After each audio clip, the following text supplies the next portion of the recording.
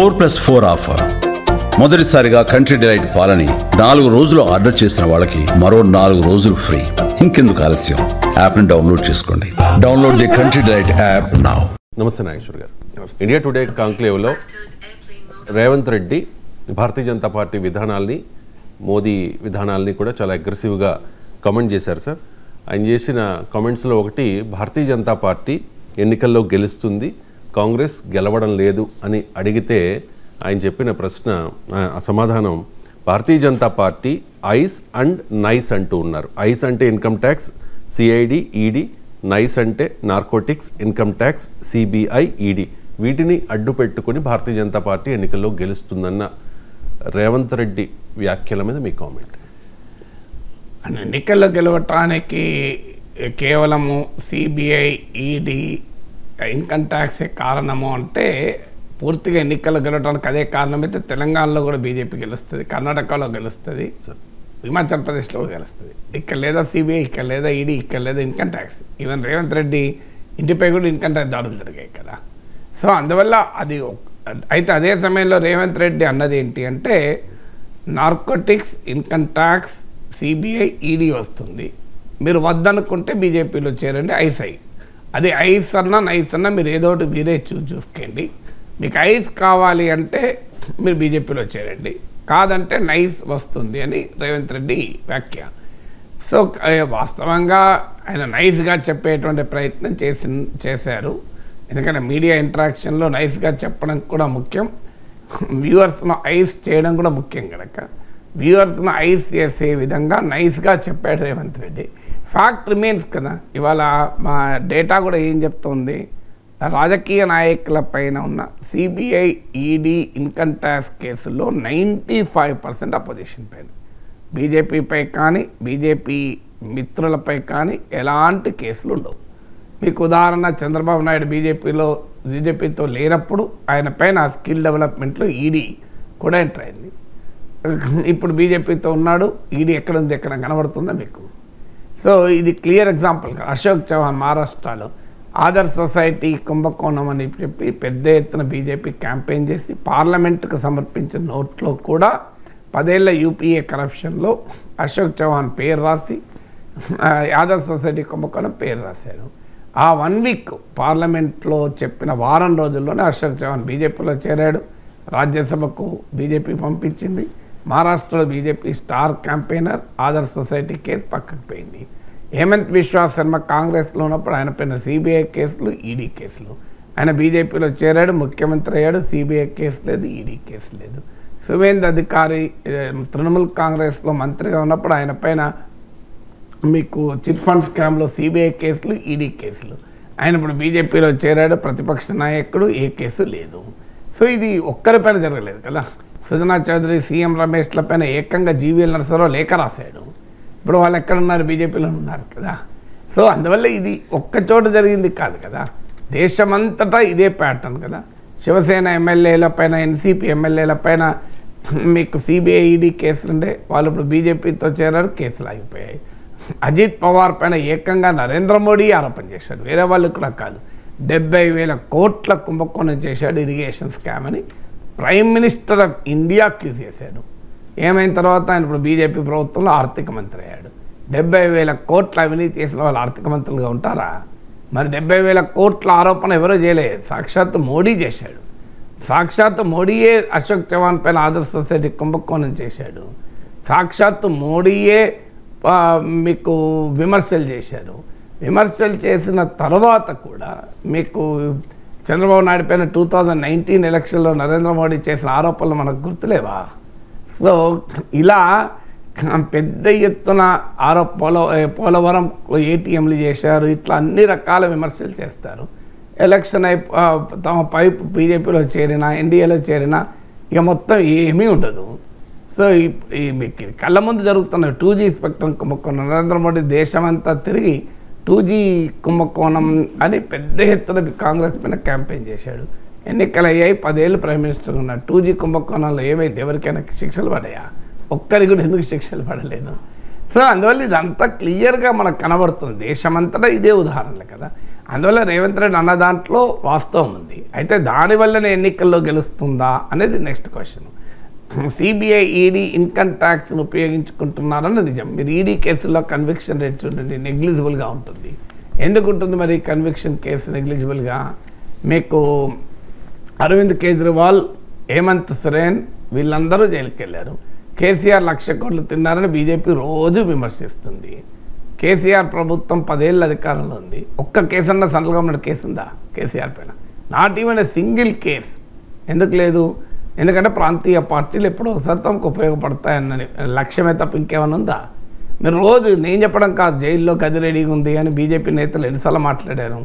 ఈటల రాజేందర్ ఎన్నిసార్లు చెప్పాడు కుంభకోణాలు, కేసీఆర్ కుంభకోణాలు బయట పెడతాను, ఒక్కటనే పెట్టాడు ఇంతవరకు. సో బండి సంజయ్ చెప్పలేదా గది రెడీగా ఉంది అని? మరి గది రెడీగా ఉంటే ఎందుకు పంపిస్తలేరు? ఇప్పుడు కవిత పైన కేసు కూడా అది తెలంగాణ కేసు కాదు, అది ఢిల్లీ లిక్కర్ స్కామ్. మరి not a single case CBI ED ఈ 10 ఏళ్లలో ఎన్ని కేసులు పెట్టింది చెప్పండి మోడీ ప్రభుత్వం? సో అందువల్ల ఇంత క్లియర్గా 2G స్పెక్ట్రమ్ కేసులో కాంగ్రెస్ నేతలతో పాటు డిఎంకే నేతలు ఉన్నారు. డిఎంకే బీజేపీ ఎన్డీఏలో లేదు, అయినా కూడా డిఎంకే మంత్రులకు కూడా కాపాడుతున్నారా లేదా? కరుణానిధిని కలిసి వచ్చిన వారం, మోడీ కలిసి వచ్చిన 10 రోజుల్లో జరిగింది ఇది. ఇది 2G కేసులో ఎవరికి శిక్ష పడలేదు. సో ఇంత బహిరంగంగా దేశమంతటా జరుగుతుంటే ఇంతకన్నా ఏం కావాలి మీకు? సో నాకు చూపెట్టండి ఏ బీజేపీ నాయకుని పైన సిబిఐ ఈడీ ఇన్కమ్ ట్యాక్స్ ఎంత సీరియస్గా కేసులు తీసుకుని చూడండి. యడియూరప్ప పైన బీజేపీ ఆరోపిస్తూ పార్టీని తొలగించింది కదా కుంభకోణాలని. మళ్ళీ ఆయన పార్టీలో ముఖ్యమంత్రి అయ్యాడు, ఏమైనా జరిగిందా? సో ఆయన పైన గాలి జనార్దన్ రెడ్డి మళ్ళీ అటు ఇటు తిరిగి ఎక్కడికి వస్తున్నాడు ఆయన? సో ఇవన్నీ మనకు కళ్ళ ముందు కనబడుతున్నటువంటి సంఘటనలు కదా. సో ఎవరైనా అవినీతి పరులు ఉంటే వాళ్ళు బీజేపీలో చేరుతున్నారు, మొత్తం మారిపోతుంది కదా. ముందు ED or Modi, choose anything. నువ్వు మోడీతో ఉంటే ఇబ్బంది లేదు, మోడీతో లేకపోతే ఈడీ వస్తుంది. ఈ దేశమంతటా జరుగుతున్న పరిణామాలే కదా. అందువల్ల రేవంత్ రెడ్డి అనడాలు ఆశ్చర్యం లేదు.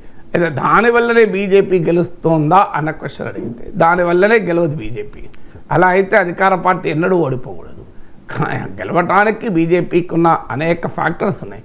కాంగ్రెస్ ఎందుకు ఓడిపోతుంది, బీజేపీ ఎందుకు గెలుస్తుంది అంటే బీజేపీకి ఉన్న ఆర్గనైజేషనల్ స్ట్రెంగ్త్, బీజేపీకి ఉన్న పవర్ఫుల్ లీడర్షిప్, బీజేపీకి ఉన్న ఆర్ఎస్ఎస్ కాంటెక్స్ట్, బీజేపీ అనుసరిస్తున్న పొలిటికల్ పోలరైజేషన్, హిందూ ముస్లిం డివిజన్ తీసుకొచ్చి మెజారిటేరియన్ కన్సాలిడేషన్ చేయడం, బీజేపీకి ఉన్న కోర్స్ కరెక్షన్ ఎబిలిటీ, ఏమైనా తప్పులు జరిగినా వాటిని సరి చేసుకునేటువంటి సామర్థ్యము. సో బీజేపీ పాజిటివ్స్ బీజేపీకి ఉన్నాయి.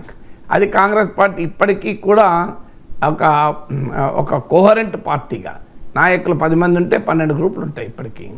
సో ఒకరు ఒకవైపు ఉంటే ఇంకోవైపు ఉంటారు. మీకు బీజేపీలో ఉన్న క్రమశిక్షణ కాంగ్రెస్లో ఉందా? బీజేపీకి ఒక సైద్ధాంతిక నిబద్ధత ఉంది. కాంగ్రెస్ పార్టీ ఏ సైద్ధాంతిక నిబద్ధత ఆధారంగా కాంగ్రెస్ పార్టీ ఒక బలమైన కోహెసివ్ పొలిటికల్ పార్టీగా ఉంది. ఇలా నరేంద్ర మోడీ, అమిత్ షాలకు ఉన్న వ్యూహరచనా శక్తి కాంగ్రెస్ నాయకత్వానికి ఉందా? అందువల్ల బీజేపీ గెలవడానికి అనేక పాజిటివ్ అంశాలు ఆ పార్టీకి ఉన్నాయి. అది కాంగ్రెస్ పార్టీ ఇప్పటికైనా అర్థం చేసుకోగలగాలి. ఎందుకు చేయలేకపోతున్నాం, సో ఎక్కడ ఫెయిల్ అవుతున్నాం, సో పార్టీని నిలబెట్టడంలో ఏ రకంగా ఫెయిల్ అవుతున్నాం అనేది ఆ పార్టీ ఆలోచించుకోవాల్సిన అవసరమైతే ఉంది. దాంతోపాటు డీలిమిటేషన్కు వ్యతిరేకంగా కూడా రేవంత్ రెడ్డి మాట్లాడారు సార్. దక్షిణాది రాష్ట్రాలకు తీవ్ర న్యాయం జరుగుతుంది, 1971 జనాభా లెక్కల ప్రకారం డీలిమిటేషన్ చేపట్టాలన్న స్టాలిన్ వాదనతో ఏకీభవించారు. సో దక్షిణాదిలో భారతీయ జనతా పార్టీని ప్రజలు ఆదరించడం లేదు కాబట్టే దక్షిణాది మీద ఈ కక్ష పెంచుకున్నారు అనే రేవంత్ రెడ్డి మాటల్లో వాస్తవం ఏంటి? రేవంత్ రెడ్డి ఒక రాజకీయ నాయకుడు. రాజకీయ నాయకులు రాజకీయపరమైన వ్యాఖ్యలు చేస్తారు, విమర్శలు చేస్తారు. సో అందులో ఆ వ్యాఖ్య న్యాయమా అన్యాయమా అనే దానికన్నా ఆ వ్యాఖ్యలో వాస్తవం ఉందా లేదనే చూడాలి. ఎందుకంటే ఒక వాస్తవాన్ని ఒక పొలిటీషియన్ ప్రజెంట్ చేసే విధానం ఒక రకంగా ఉంటుంది, ఒక విశ్లేషకుడు ప్రజెంట్ చేసే విధానం ఒక రకంగా ఉంటుంది. రేవంత్ రెడ్డి ఒక కాంగ్రెస్ నాయకుడు గనక, బీజేపీ వ్యతిరేక రాజకీయ శిబిరంలో ఒక ముఖ్యమంత్రి గనక ఆయన ఆ భాషలో మాట్లాడాడు. సో బీజేపీ ఓట్లు పడలేదు గనక, బీజేపీకి సీట్లు లేవు గనక సౌత్ ఇండియా పైన కక్ష తీర్చుకుంటున్నారు, బదలాలేనా చాతే అని. సో ఆ భాష నేను మాట్లాడలేను. కానీ ఆ విమర్శలో భాష ఏదైనా ఫామ్ ఏదైనా ఉండనియండి. Let's not get into debate on the form. Political లీడర్స్కు వాళ్ళ లాంగ్వేజ్ వాళ్ళకు ఉంటుంది. విశ్లేషకుడిగా నేను చూసేది ఏంటంటే ఆ ఫామ్ ఎలాగైనా ఉండనియండి, కంటెంట్లో వాస్తవం ఉందా లేదా. రేవంత్ రెడ్డి చెప్పిన కంటెంట్ ఏంటి? రేవంత్ రెడ్డి అయినా స్టాలిన్ అయినా ఇంకా ఎవరైనా చెప్తున్న అంశం ఏంటి? సౌత్ ఇండియాలో బీజేపీకి ఎంట్రీ లేదు పెద్దగా. ఇది నిజమే కదా? కాదని ఎవరు అనగలుగుతారు? ఇప్పుడు బీజేపీకి 29 సీట్స్ ఏమో ఉన్నట్లున్నాయి సౌత్ ఇండియాలో. నేను రేవంత్ రెడ్డి చెప్పినట్లున్నారు. సో మన దగ్గర 8 ఉన్నాయి, కర్ణాటకలో ఉన్నాయి. సౌత్ ఇండియాలో ఒక్క స్టేట్ గవర్నమెంట్ లేదు. మీకు కేరళ లెఫ్ట్ గవర్నమెంట్ ఉంది, తమిళనాడులో ఇండియా కూటమి ఉంది, కర్ణాటక తెలంగాణలో కాంగ్రెస్ ఉంది, ఒక ఆంధ్రప్రదేశ్లో మైనర్ పార్ట్నర్గా మాత్రమే ఉంది. సో నీకు ఎక్కడా కూడా మీకు బీజేపీకి సౌత్ ఇండియాలో ఎంత ప్రయత్నించినా గ్రిప్ దొరకడం లేదు. అదే మీకు బీహార్, మధ్యప్రదేశ్, రాజస్థాన్, ఉత్తరప్రదేశ్, గుజరాత్ ఈ రాష్ట్రాల్లో తిరుగులేని శక్తిగా బీజేపీ ఉంది. సో అందువల్ల ఇది ఫ్యాక్ట్. దీనికి డీలిమిటేషన్కు లింక్ ఉందా లేదా అన్నది మళ్ళీ అగైన్ పొలిటికల్ కామెంట్. కానీ డీలిమిటేషన్ చేయడం న్యాయమా, ఏ ప్రాతిపదిక చేయాలి? సో డీలిమిటేషన్ అంటే మనకు అర్థం కావాలి ఏంటంటే పాపులేషన్కు అనుగుణంగా, అంటే ఒక దేశవ్యాపితంగా ఒక పార్లమెంట్ అసెంబ్లీ సెగ్మెంట్కు ఎంతమందిని రిప్రజెంట్ చేస్తారు. ఒక రాష్ట్రంలో 10 లక్షల మందికి ఒక ఎంపీ ఉండి ఇంకో రాష్ట్రంలో 40 లక్షల మందికి ఒక ఎంపీ ఉంటే అది ఎలా కరెక్ట్ అవుతుంది? డెమోక్రసీ అంటే most representative form of government కదా. అన్న 40 లక్షల ఒక ఎంపీ ఉన్న చోట ఒక చోట 10 లక్షలకి ఎంపీ ఉంటే ఇది డెమోక్రటిక్ రిప్రజెంటేషన్ కాదు కదా అనే ప్రాతిపదిక పైన పీరియాడిక్గా డీలిమిటేషన్ జరుగుతుంది. డీలిమిటేషన్ ఆఫ్ కాన్స్టిట్యున్సీస్ అంటే కాన్స్టిట్యున్సీ సైజును, పాపులేషన్ సైజును, అలాగే ఆ కాన్స్టిట్యున్సీకి ఉన్న జాగ్రఫీని రీఅడ్జస్ట్మెంట్ చేస్తుంటారు. దీన్ని delimitation of assembly Lok Sabha constituencies అంటారు. ఇది ఎందుకు చేయాలి అంటే మోర్ డెమోక్రటిక్ రిప్రజెంటేషన్ ఉండాలి, ఎనామలీ ఉండకూడదు. ఒక స్టేట్లో 10 లక్షల మందికి ఒక ఎంపీ ఉండి ఇంకో స్టేట్లో 40 లక్షల మందికి ఎంపీ ఉంటే సహజంగానే 40 లక్షల ఒక ఎంపీ ఉన్న వారి ప్రాపర్ రిప్రజెంటేషన్ ఉండదు కదా అనేది ప్రాతిపదిక డీలిమిటేషన్. అది కరెక్ట్, అది డెమోక్రటిక్ ప్రాతిపదిక. కానీ మన దేశంలో ఉన్నటువంటి ప్రత్యేకత ఏంటి అంటే డెమోగ్రఫిక్ ఫ్యాక్టర్స్ ఇక్కడ సమస్యగా మారింది. 1971లో దేశంలో జనాభా లెక్కలు జరిగాయి. 76లో డీలిమిటేషన్ జరిగింది. 1976 డీలిమిటేషన్ అనేది 1971 సెన్సస్ ఆధారంగా జరిగింది. జరిగినప్పుడు తర్వాత నెక్స్ట్ 25 ఇయర్స్ వరకు ఇక లోక్సభ సెగ్మెంట్లను ముట్టుకోరు అని ఒక నిర్ణయం జరిగింది. దాంతో 2001 వరకు లోక్సభ నియోజకవర్గాల డీలిమిటేషన్ జరగదు అని. 2001లో మళ్ళీ డీలిమిటేషన్ ముందుకు వచ్చినప్పుడు ఒక ప్రశ్న ముందుకు వచ్చింది. 1971 ఆధారంగా చేశారు. డీలిమిటేషన్ ఎప్పుడైనా చేసినప్పుడు ఫ్రెష్ సెన్సెస్ ఆధారంగా చేస్తారు. అంటే 2026లో 2001లో డీలిమిటేషన్ చేయాలంటే 2001 సెన్సెస్ ఆధారంగానే చేయాలి. సెన్సెస్ అయిపోయినాక చేస్తే, సెన్సెస్ అప్పటికి అయిపోకపోతే 91 సెన్సెస్ ఆధారంగానే చేయాలి. సో దీనివల్ల సౌత్ ఇండియన్ స్టేట్స్, ఇతర కొన్ని రాష్ట్రాలు రైజ్ చేసిన పాయింట్ ఏంటంటే ఈ ఫ్యామిలీ ప్లానింగ్, కుటుంబ నియంత్రణ అనేది కేంద్ర ప్రభుత్వ విధానం. నిన్న రేవంత్ రెడ్డి కూడా ఇండియా టుడే కాంక్లేవ్లో చెప్పింది.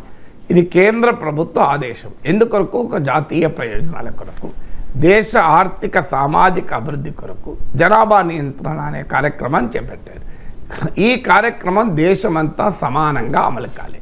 సౌత్ ఇండియాలో సమర్థవంతంగా అమలు చేశారు. 1.7, 1.8 టోటల్ ఫెర్టిలిటీ రేట్ అంటే సంపూర్ణ సంతాన సాఫల్య రేట్ అని. అంటే ఒక కపుల్ ఎవరేజ్న ఎంతమంది పిల్లల్ని కంటున్నారన్న దాన్ని టోటల్ ఫెర్టిలిటీ రేట్ ఉన్నారు. నార్మల్గా అయితే టోటల్ ఫెర్టిలిటీ రేట్ 2.1 ఉంటే అది రిప్లేస్మెంట్ లెవెల్, అంటే ఎంత జనాభా స్థిరంగా ఉంటుంది. రిప్లేస్మెంట్ లెవెల్లో జనాభా స్థిరంగా ఉంటుంది. సో 1.7, 1.8 దగ్గర ఉంది. అంటే రిప్లేస్మెంట్ లెవెల్ కన్నా కూడా టోటల్ ఫెర్టిలిటీ రేట్ తక్కువగా ఉంది. సో ఇక్కడ మీకు అదే బీహార్లో అయితే 3 ఉంది. మీకు ఈవెన్ ఉత్తరప్రదేశ్లో కూడా మీకు 2.4, 2.5 ఉన్నట్టు, సబ్జెక్ట్ కరెక్షన్. బీహార్లో అయితే 3 ఉంది టోటల్ ఫెర్టిలిటీ రేట్. సో ఇక్కడ క్వశ్చన్ వచ్చింది ఏంటంటే మేమేమో జనాభాను నియంత్రించాం దేశ ప్రయోజనాల కొరకు. ఉత్తరాది రాష్ట్రాలు, ముఖ్యంగా హిందీ రాష్ట్రాలు జనాభాను నియంత్రించలేదు. రేపు 2000 లేటెస్ట్ సెన్సెస్ ఆధారంగా గనక సీట్లను నిర్ణయిస్తే ఆటోమేటిక్గా ఎక్కడైతే జనాభా నియంత్రించారో అక్కడ సీట్లు తగ్గుతాయి. ఎక్కడైతే జనాభాను నియంత్రించక దేశ ఆర్థిక సామాజిక అభివృద్ధికి తోడ్పాటు ఇవ్వని రాష్ట్రాలు లాభపడతాయి. అంటే you are politically benefiting failed states. ఇవాళ ఇప్పటికే నిధుల విషయంలో జరుగుతోంది. ఇప్పుడు ఉదాహరణకు తెలంగాణ కానీ, ఆంధ్రప్రదేశ్ కానీ, సౌత్ ఇండియా కానీ కేంద్రానికి ఇచ్చే డబ్బులు ఎక్కువ, తీసుకునేవి తక్కువ. అదే యూపీ, బీహార్లు ఇచ్చేవి తక్కువ, తీసుకునేది ఎక్కువ. అంటే ఫెయిల్డ్ స్టేట్స్ను మనం ఫైనాన్షియల్గా, పొలిటికల్గా ఇన్సెంటివైజ్ చేస్తున్నాం. ఇది న్యాయమా? పర్ఫార్మింగ్ స్టేట్స్ను రివార్డ్ చేయాలి కదా అనే క్వశ్చన్ ముందుకు వచ్చింది. కనీసం అన్యాయమైనా చేయకూడదు కదా. అంటే జనాభాను నియంత్రించి దేశ సామాజిక ఆర్థిక అభివృద్ధికి దోహదం చేసిన రాష్ట్రాలకు మీరు పార్లమెంట్లో సీట్లు తగ్గిస్తే, వాటా తగ్గిస్తే ఇది అన్యాయం కదా అని చర్చ వచ్చింది. 2001లో వాజ్పేయి ప్రభుత్వం అధికారంలో ఉన్నప్పుడు దీన్ని మరో 25 ఇయర్స్కు ఎక్స్టెండ్ చేస్తూ 2026 వరకు డీలిమిటేషన్ ఉండదు అని చెప్పారు. అంటే ఇప్పుడు 2031 సెన్సెస్ జరిగి ఆ తర్వాత డీలిమిటేషన్ ఎక్సర్సైజ్ చేయాలి. లేదు డీలిమిటేషన్ చట్టాన్ని సవరిస్తే 26 తర్వాత వెంటనే చేయాలనుకుంటే 2026 ముందు జరిగే సెన్సెస్. ఇప్పటివరకు ఆ సెన్సెసే జరగలేదు. 21 సెన్సెస్ జరపలే బీజేపీ ప్రభుత్వం. సో ఈ సెన్సెస్ ఆధారంగా చేయాలి. ఇలా చేసినప్పుడు ఏమవుతుంది అంటే భారీగా ఇప్పుడున్న సీట్లు అలాగే ఉంచితే ఖచ్చితంగా యూపీ, బీహార్లలో సీట్ల ఆ సంఖ్య నిలబడాలి అంటే నార్త్, సౌత్లో గణనీయంగా తగ్గాలి. కనీసం ఇప్పుడు తమిళనాడులో 10 సీట్లు తగ్గాలి మినిమం. సో మీకు ఇది కాదు, మరి ఏంటి పరిష్కారం అన్నప్పుడు అందరూ చెప్పేది ఇంకో 25 ఏళ్ళలో 30 ఏళ్ళలో మీరు డీలిమిటేషన్ పైన ఫ్రీజ్ పెట్టండి. ఆల్రెడీ నార్త్ ఇండియన్ స్టేట్స్ కూడా జనాభాను తగ్గించడం మొదలుపెట్టారు. ఇప్పుడు బీమారు స్టేట్స్ కూడా ఈ ఫ్యామిలీ ప్లానింగ్లో రీజనబుల్ ఇంప్రూవ్మెంట్ మొదలైంది. అందువల్ల ఇంకో 25-30 ఇయర్స్లో లెవెలింగ్ అయిపోతుంది. సౌత్ అండ్ నార్త్ మధ్య ఈ డెమోగ్రఫిక్ డివైడ్ కాస్త పోతుంది. అప్పుడు మీరు డీలిమిటేషన్ చేపట్టాలన్నది డిమాండ్. ఇది చాలా డెమోక్రటిక్ డిమాండ్, లెజిటిమేట్ డిమాండ్. లేకపోతే ఇప్పటికే సౌత్కు పొలిటికల్ రిప్రజెంటేషన్ చాలా పరిమితం, ఇంకా పరిమితం అయిపోతాం. ఇప్పుడు ఉదాహరణకు యూపీ, బీహార్ కలిపితే 120 సీట్స్ ఉన్నాయి. ఇప్పుడే మీకు మొత్తం సౌత్ ఇండియా కలిపిన లిటిల్ ఓవర్ 120 ఉన్నాయి. అంటే ఎంటైర్ సౌత్ ఇండియా ఇది ఈక్వలెంట్ టు యూపీ, బీహార్. మీరు యూపీ, బీహార్ గెలిస్తే సౌత్ ఇండియా గెలవకపోయినా అధికారం వస్తుంది. ఇది న్యాయమా? మరి ఇప్పుడు అందుకే మీకు ప్రైమ్ మినిస్టర్స్ అంతా నార్త్ నుంచి ఎక్కువ మంది ఉంటారు. మీకు దేశ రాజధానికి వెళ్ళండి, నార్త్ డామినేషన్ కనబడుతుంది. సో సౌత్కి ఎందుకు ఈ అన్యాయం జరగాలి అనేది క్వశ్చన్. సౌతే కాదు, పంజాబ్, వెస్ట్ బెంగాల్ లాంటి, ఒరిస్సా లాంటి రాష్ట్రాలు కూడా అన్యాయం అవుతాయి. అందుకే ఇప్పుడు మీకు స్టాలిన్ రాసిన లేఖలు ఆ రాష్ట్రాలకు కూడా లేఖలు రాశారు. అందువల్ల మీరు ఇంకో 25 ఇయర్స్ 30 ఇయర్స్ డీలిమిటేషన్ ఫ్రీజ్ పెడితే డెమోగ్రఫిక్ డివైడ్ కాస్త లెవెలింగ్ అయిపోయి అప్పుడు మీరు జనాభా తాజా లెక్కల ప్రకారం ప్రాతిపదికగా డీలిమిటేట్ చేసినా నష్టం కాదు. కానీ బీజేపీ ప్రభుత్వం డీలిమిటేషన్ చేస్తామంటున్నారు. అయితే అమిత్ షా ఏమంటున్నాడు? సౌత్కు అన్యాయం జరగదు అంటున్నాడు. ఎట్లా అన్యాయం జరగదు? మీరు పాపులేషన్ ఆధారంగా చేస్తే ఖచ్చితంగా అన్యాయం జరగాలి. ఏం చేయబోతున్నారన్నప్పుడు 2 రకాల పద్ధతులు ఉంటాయి. ఒక పద్ధతి ఏంటి అంటే అంతటా ప్రపోర్షనేట్గా సీట్లు పెరుగుతాయి. అంటే ఇప్పుడు 543 సీట్లను మీరు సీట్లు పెంచారనుకోండి, తమిళనాడులో పెరుగుతాయి, తెలంగాణలో పెరుగుతాయి, ఆంధ్రలో పెరుగుతాయి, యూపీలో పెరుగుతాయి, బీహార్లో పెరుగుతాయి. అప్పుడు ఈ పర్సెప్షన్ ఏం క్రియేట్ అవుతుంది? దేశమంతా సీట్లు పెరిగాయి కదా, అన్యాయం ఎక్కడ జరిగిందని. కానీ జరిగేది ఏంటి అంటే తమిళనాడులో 5 సీట్లు 2 సీట్లు పెరిగితే యూపీలో 40 సీట్లు పెరుగుతాయి. అంటే ఆటోమేటిక్గా షేర్ ఇన్ పార్లమెంట్ గణనీయంగా పడిపోతుంది. సీట్లు పెరుగుతాయి. తమిళనాడులో 39 ఉన్నాయి, 42 అవుతుందో 41 అవుతుందో. మీకు ఆంధ్రప్రదేశ్లో 25 ఉన్నాయి, 26 27 అవుతుంది. ప్రాబ్లం ఏం లేదు, పెరుగుతాయి. కానీ యూపీలో 80/140 అవుతుంది. ఇప్పుడు కార్నేజీ ఫౌండేషన్ వాళ్ళు మీ గూగుల్లో కొట్టినా దొరుకుతుంది. కార్నేజీ ఫౌండేషన్ స్టడీ ఆన్ డీలిమిటేషన్ అని, వారు డిఫరెంట్ సినారియాలో ఏ స్టేట్లో ఎంత పెరుగుతుంది అని చాలా డీటెయిల్డ్గా రీసెర్చ్ ఉంది. కొన్ని పేజీలు ఉన్నది, అది ఎవరైనా చదవచ్చు కూడా. మీరు జస్ట్ గూగుల్లో కార్నేజీ ఫౌండేషన్ స్టడీ ఆన్ డీలిమిటేషన్ కొట్టడం వస్తుంది. సో ఏం చెప్తుంది ఈ స్టడీ క్లియర్గా, మీకు సీట్లు అంతటా పెరిగినట్టు కనిపించినా సౌత్ ఇండియాలో చాలా నామినల్గా పెరిగి హిందీ రాష్ట్రాల్లో భారీగా పెరుగుతాయి. అప్పుడు ఏం జరుగుతుంది, ఓవరాల్ రిప్రజెంటేషన్ ద సౌత్ తీవ్రంగా తగ్గిపోతుంది. ఇది నష్టం కాదా? ఇక రెండో పద్ధతి ఏంటంటే ప్రో రేటా బేస్ మీద పెంచారనుకుందాం. ఉదాహరణకు తెలంగాణలో 17 ఉన్నాయి, 25 26 చేస్తాం. ఆంధ్రప్రదేశ్లో 25 ఉన్నాయి, 50% పెంచి 37 38 చేస్తాం. తమిళనాడులో 39 ఉన్నది, దాన్ని 60 చేస్తాం అనుకోండి. యూపీలో 80 ఉంది, 120 కదా అని. దీనికి షేర్ 50% పెంచాం కనుక రిప్రజెంటేషన్లో మార్పు రాదు అనేది ఇంకో వాదన. నిన్న రేవంత్ రెడ్డి ఇండియా టుడే కాంక్లేవ్లో చెప్పింది అది. మీకు ఉదాహరణకు యూపీకి 50% పెంచారు, 120 అవుతుంది. తమిళనాడుకు 50% పెంచారు, 60 అవుతుంది. గ్యాప్ ఎంత? 60 సీట్ల గ్యాప్ వస్తుంది. ఇప్పుడు ఎంత గ్యాప్ ఉంది? యూపీలో 80 ఉంటే తమిళనాడులో 39 ఉంది. అంటే ఇప్పుడు 41 సీట్ల గ్యాప్ ఉన్నది, కాస్త రేపు 60 సీట్ల గ్యాప్ వస్తుంది. సో అట్లా కూడా సౌత్ ఇండియా నష్టపోతుంది. ప్రోరేటా బేస్ మీద చేసినా నష్టపోతుంది.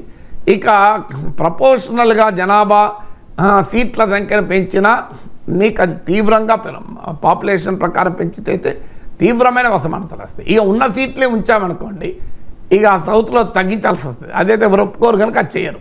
సో అందువల్ల ఏ రకంగా చూసినా పరిష్కారం ఏంటి అంటే మరో 25 ఏళ్ళు 30 ఏళ్ళు అంటే ఏవైతే జనాభా నియంత్రణలో వెనుకబడి ఉన్నాయో, జనాభా నియంత్రణలో వెనుకబడి ఉన్న రాష్ట్రాలు కూడా జనాభా నియంత్రణలో పుంజుకునేదాకా డీలిమిటేషన్ పైన ఫ్రీజ్ పెడితే ఈ డెమోగ్రఫిక్ డిస్పారిటీస్ తగ్గి పొలిటికల్ రిప్రజెంటేషన్ యూనిఫామ్గా ఉంటుంది.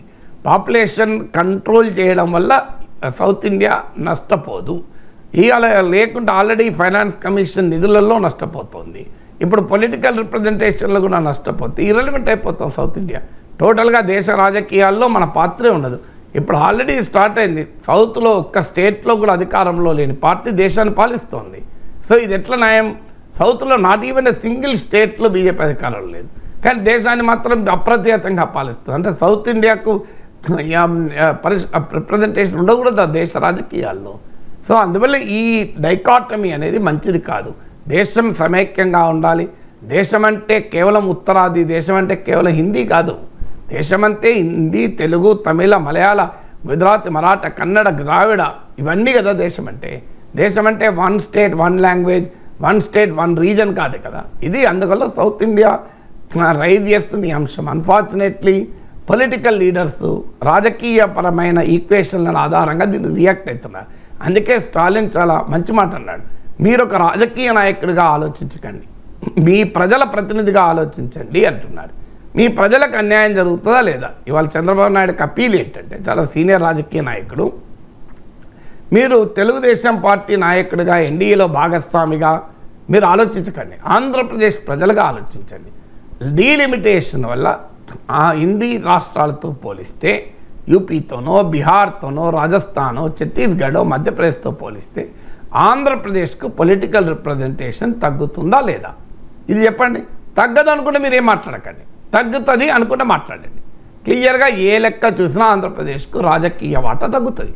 ఇవాళ 543 సీట్లున్న పార్లమెంట్లో ఆంధ్రప్రదేశ్ వాటా ఎంత? 25.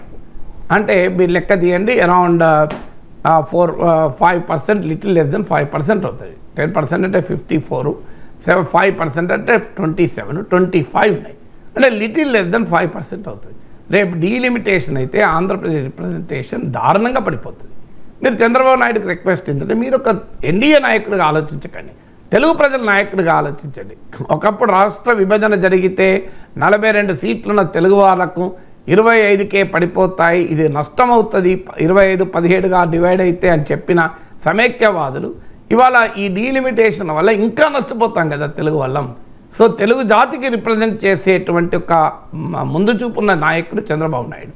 మీరు ఇవాళ ఎన్డీఏలో కీలక భాగస్వామిగా ఉన్నారు. మీరు చెప్పండి, తెలుగు వారికి నష్టం జరుగుతుందా జరగదా? సో రాజకీయంగా తెలుగువారి ప్రాధాన్యత ఈ డీలిమిటేషన్ వల్ల తగ్గుతుందా లేదా? తగ్గుతుందని మేము లెక్కలతో సహా అందరము చెప్తున్నాం. తగ్గుతుందా లేదా అనే దానికి తెలుగుదేశం కూడా ఆన్సర్ తగ్గుతుందనే చెప్తుంది, తగ్గదని చెప్పదు. ఎందుకంటే దట్ ఇస్ ఫ్యాక్ట్ కనుక. సో మరి తగ్గుతున్నప్పుడు మీరు తెలుగు జాతి నాయకుడిగా తెలుగు జాతి క్షేమం కొరకు, తెలుగు జాతి భవిష్యత్తు కొరకు కట్టుబడి ఉన్న నాయకుడిగా ఎందుకు తెలుగు జాతి తరఫున గొంతెత్తారు? ఇదేమి మోడీ పైన పోరాటం కాదు, బీజేపీ పైన పోరాటం కాదు. ఇది రాష్ట్రాల హక్కుల కొరకు పోరాటం, తెలుగు ప్రజల కొరకు పోరాటం. దీంట్లో పోరాటం ఓకే, స్టాలిన్ లాగానో రేవంత్ రెడ్డి లాగానో మీరు మాట్లాడకండి, చంద్రబాబు నాయుడు లాగా మాట్లాడండి, నరేంద్ర మోడీ దగ్గరికి పాజిటివ్గా తీసుకెళ్ళండి. ఇలా సౌత్కి రిప్రజెంటేషన్ తగ్గడం మంచిది కాదు, ఇది దేశ హితానికి మంచిది కాదు అని చెప్పాలి కదా. ఎందుకు మరి రాజకీయంగా ఇప్పుడు చంద్రబాబు నాయుడుకు లేఖ రాశారు స్టాలిన్, చూద్దాం ఏ రకంగా రియాక్ట్ అవుతారో. We hope Chandrababu Naidu will take the lead. ఎందుకంటే ఈ అందరు లీడర్లలో ఇప్పుడు 7 రాష్ట్రాలకు స్టాలిన్ లేఖ రాశారు, వీళ్ళందరికన్నా కూడా చంద్రబాబు నాయుడు టవరింగ్ లీడర్.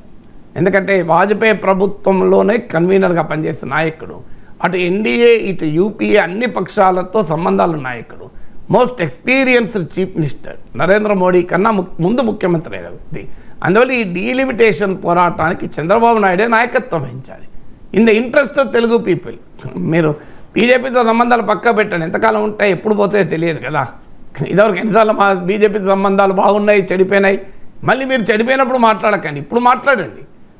మీరేమి ప్రతిపక్ష నేతలాగా మాట్లాడకండి, న్యాయం మాట్లాడండి. పవన్ కళ్యాణ్ సౌత్ ఇండియా కొరకు పోరాడుతామన్న నాయకుడు ఇలా సౌత్ ఇండియాకి ఇంత అన్యాయం జరుగుతుంటే మాట్లాడకపోవడం ఆశ్చర్యంగా ఉంది. మీరు బీజేపీతో ఉండండి, అభ్యంతరం లేదు. బీజేపీతో ఉన్నంత మాత్రాన ప్రజల ఇష్యూస్ మాట్లాడకూడదని లేదు కదా.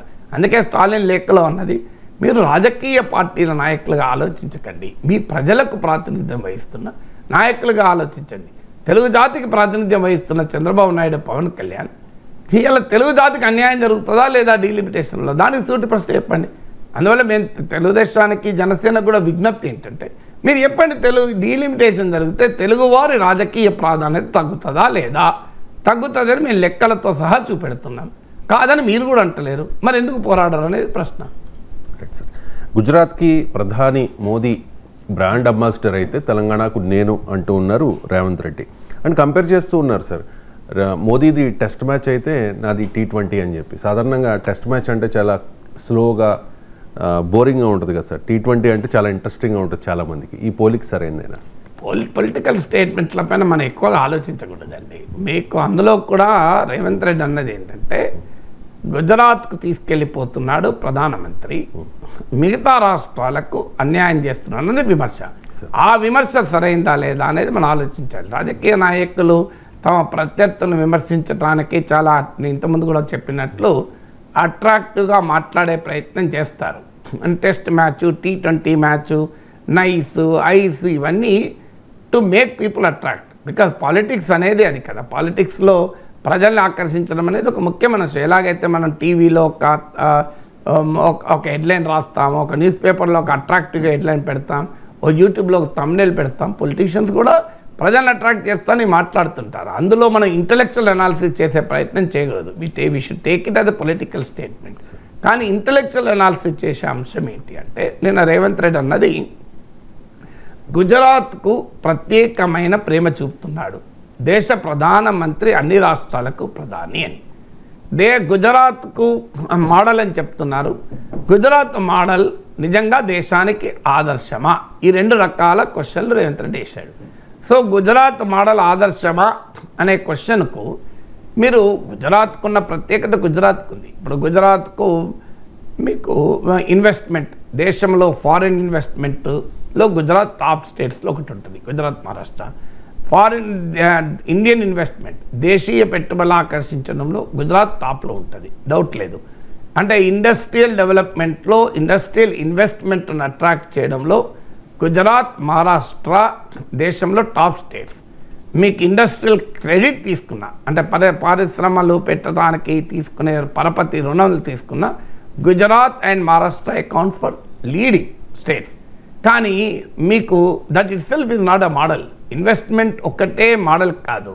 ఇలా హ్యూమన్ డెవలప్మెంట్ ఇండికేటర్ తీసుకోండి, మీకు literacy, female male ratio, total fertility rate, female education, nutrition, maternal mortality rate, మీకు ఇన్ఫాంట్ మోర్టాలిటీ రేట్, ఇలా మానవాభివృద్ధి, సామాజిక అభివృద్ధి కొలబద్దల్లో చూడండి, గుజరాత్ ఎక్కడా మోడల్ కాదు.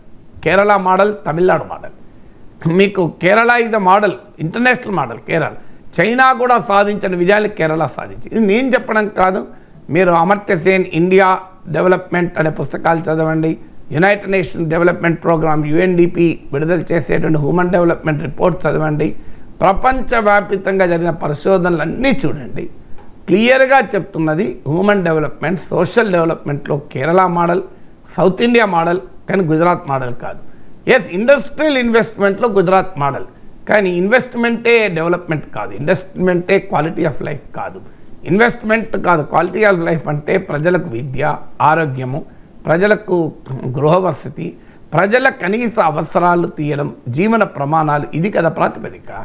మీకు ఇక even in terms of investment కూడా మీరు ఉదాహరణకు ఇన్ఫర్మేషన్ టెక్నాలజీ రంగంలో ఉంది. మీకు హైదరాబాద్ ఎక్కడుంది, అహ్మదాబాద్ ఎక్కడుంది, గుజరాత్ ఎక్కడుంది? ఎందుకు మీకు గ్లోబల్ ఐటీ ల్యాండ్స్కేప్లో నాలెడ్జ్ ఎకానమీలో గుజరాత్ రోల్ ఏంటి? మన గుజరాత్ మోడల్ను తక్కువ చేయడం కాదు, గుజరాత్ మోడల్ పైన ఒక హైప్ క్రియేట్ చేశారు. అది కూడా ఇప్పుడు చేయడం లేదు. 2014లో నరేంద్ర మోడీ గుజరాత్ ముఖ్యమంత్రిగా ప్రధానమంత్రి పదవికి BJP అభ్యర్థిగా పెట్టినప్పుడు ఆ గుజరాత్ మోడల్ ప్రచారం చేశారు. ఆ తర్వాత ఎప్పుడన్నా గుజరాత్ మోడల్ అంటున్నారా మీరు గమనించండి. బీజేపీయే వదిలేసిందని, ఎందుకంటే బీజేపీ కూడా తెలుసు గుజరాత్ మోడల్ అంటే ఓట్లు పడవని. అందుకే మీరు 2014 ఎలక్షన్ల మినహా మళ్ళీ ఎక్కడా గుజరాత్ మోడల్ అని చెప్పలేదు. మీరు తెలంగాణ BJPకి ఓపెన్గా నా సలహా, తెలంగాణలో గుజరాత్ మోడల్, తెలంగాణను గుజరాత్గా చేస్తాం, మాకు ఓటేయండి అని అడగమని ప్రచారం చేయమనండి, నేను చూస్తాను ఏదో ఓట్లు పడతాయో. మేము తెలంగాణను గుజరాత్ చేస్తాం, ఇంకేమద్దు, మీరు ఒకటే మాట, ఒకటే నినాదం ఇవ్వండి. తెలంగాణ వాళ్ళు వెంటనే అడుగుతారు, అయ్యా మీరు ఐటీ ల్యాండ్స్కేప్లో ఎక్కడున్నారు, ఫార్మా ఇండస్ట్రీలో గుజరాత్ ఎక్కడుంది, మీకు ఇన్ఫ్రాస్ట్రక్చర్, నేను రేవంత్ రెడ్డి చెప్పాడు కరెక్ట్, అది హైదరాబాద్ ఇన్ఫ్రాస్ట్రక్చర్, అహ్మదాబాద్ ఇన్ఫ్రాస్ట్రక్చర్ చూపెట్టండి. హైదరాబాద్కున్న అవుటర్ రింగ్ రోడ్ అహ్మదాబాద్కు ఉందా? హైదరాబాద్కున్న ఇంటర్నేషనల్ ఎయిర్పోర్ట్ స్థాయి అహ్మదాబాద్కు ఉందా? మరి ఎట్లా గుజరాత్ మోడల్ అనేది హైప్ క్రియేట్ చేస్తే ఏంటి అనేది క్వశ్చన్. దాంతోపాటు మీరు గుజరాత్కి ఇన్ని ఫేవర్ చేస్తున్నారు. నేను రేవంత్ రెడ్డి అడిగిన ప్రశ్న, గుజరాత్లో గిఫ్ట్ సిటీ ఉంది, అనేక కన్సెషన్స్ ప్రభుత్వం ఇచ్చింది, మరి హైదరాబాద్కి ఎందుకు ఇవ్వరు, వైజాగ్కి ఎందుకు ఇవ్వరు? వైజాగ్ను కూడా ఇప్పుడు చంద్రబాబు నాయుడు ఫిన్టెక్ వ్యాలీగా, ఫైనాన్షియల్ టెక్నాలజీ వ్యాలీగా డెవలప్ చేద్దామంటున్నారు. మీరు గిఫ్ట్ సిటీలో ఇచ్చినటువంటి ఇన్సెంటివ్స్, గుజరాత్లోని గిఫ్ట్ సిటీకి ఇచ్చిన ఇన్సెంటివ్స్ మా విశాఖపట్నానికి ఎందుకు ఇవ్వరు? అది మా ఫిన్టెక్ వ్యాలీగా మా చంద్రబాబు నాయుడు అభివృద్ధి చేస్తానంటున్నాడు. ఏం తెలుగువారు ఎందుకు తక్కువ? మేము అడుగుతున్న ఒకటే సింపుల్, హైదరాబాద్ అంటే పోనీయండి, హైదరాబాద్ అంటే డెవలప్డ్ సిటీ, నేను విశాఖపట్నానికి ఇవ్వంటున్నాను, లేదు మా అమరావతికి ఇవ్వండి. మీరు గిఫ్ట్ సిటీకి ఇచ్చినటువంటి కన్సెషన్స్లో 100% కూడా ఒక 10% ఇవ్వండి అమరావతికి, ఓ 10% విశాఖపట్నం కూడా ఇవ్వండి. జస్ట్ 10% అడుగుతున్నాను నేను. నరేంద్ర మోడీ గిఫ్ట్ సిటీకి ఇచ్చిన ఇన్సెంటివ్స్లో 10% విశాఖపట్నం ఫిన్టెక్ వ్యాలీకి ఇవ్వండి, 10% అమరావతికి ఇవ్వండి. తెలుగువారికి ఒక అందమైన రాజధాని వస్తుంది కదా అమరావతిలో. ఈ ప్రశ్నకు ఆన్సర్ చెప్పమని అడుగుతున్నాం మేము.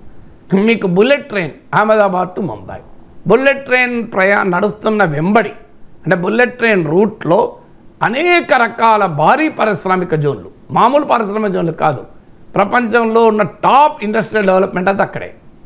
ఎందుకు మా విజయవాడ విశాఖపట్నం మధ్యలో ఎందుకు జరగదు ఇది? ఎందుకు చెన్నై మీకు చెన్నై కలకత్తా మధ్య ఆ రకమైన ఇండస్ట్రియల్ జోన్ ఎందుకు రాదు? హైదరాబాద్ వైజాగ్ మధ్యలో ఎందుకు రాదు? హైదరాబాద్ బెంగళూరు మధ్య ఎందుకు రాదు అని ఈ క్వశ్చన్ అడుగుతున్నాం. మీరు ఎందుకు గుజరాత్కి ఇస్తున్నారు? ఎందుకు హైదరాబాద్ తెలుగువారు ఎందుకు ఎలిజిబుల్ కాదు ఆ రకమైన బుల్లెట్ ట్రైన్కు అని అడుగుతున్నాం. ఇలా తప్పే ఉన్నది.